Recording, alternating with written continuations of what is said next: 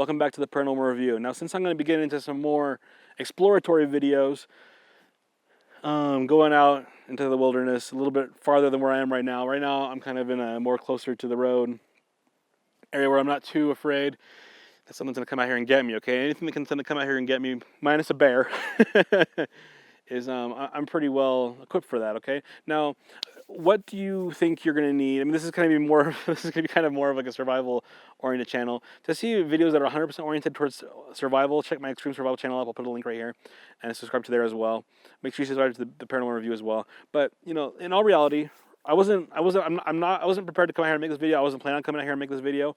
But if you're going out into nature and you're gonna be making, you know, any kind of exploration, or in general, not only just Bigfoot stuff. If you're going out in the wilderness, it's always a good idea to have a couple different things, okay? The first is, well, probably your car, but I was going for a fire still. You know, if you're lost out there, you need fire, you need something to protect yourself, to keep animals away, keep warm, stuff like that. Boil water, cook foods. You know, nothing better than a fire still. It's reliable. It's not going to, you know, break on you. Even if it breaks on you, you can still use it, okay? The other thing that I always recommend is a decent knife. This one is an SE6, which is an amazing knife. And, you know, it's going to do the job for you doing whatever you're going to do, you know? Whether that's starting a fire, whether that's skinning something, whether that's cutting up a spear, whether that's you know, you always need a good knife, okay?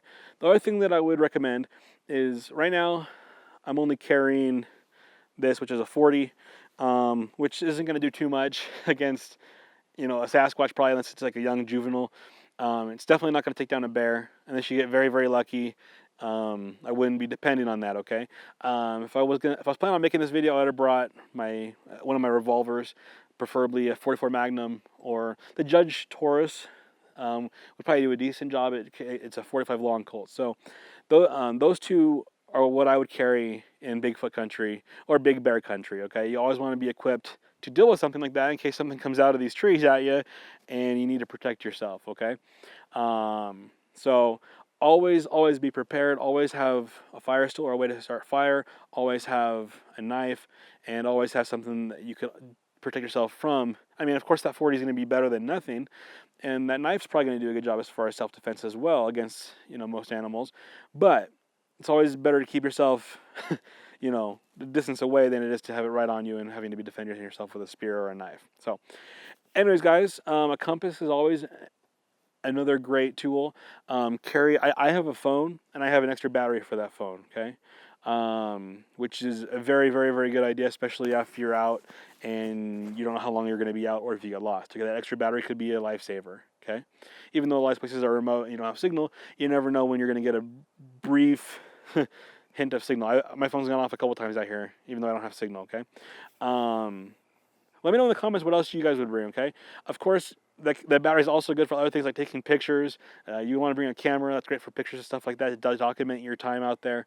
Especially if you get a sighting or you find some good evidence on the floor or anywhere else, a good sighting, stuff like that. You want to be prepared for those things as well, not just for your own safety, but also for the actual expedition that you're looking for and what you're on, okay?